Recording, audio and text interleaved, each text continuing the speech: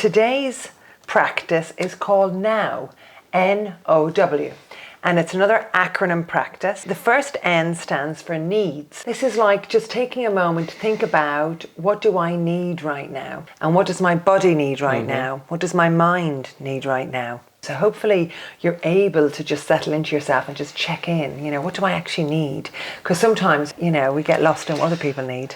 The O is for opportunities. Where are the opportunities? So again, once you just settle for a moment and you think of whatever's going on in your life, where is the silver lining? Where's the sweet stuff once again? And then the last part of this is actually really is almost the explanation, which is wander, which is mind wandering. So really, this now practice is giving yourself permission to sit for a moment and let your mind wander to what you actually need, to where the opportunities are. Now that's okay. So you're not on your phone and you're not doing something for somebody else or busy.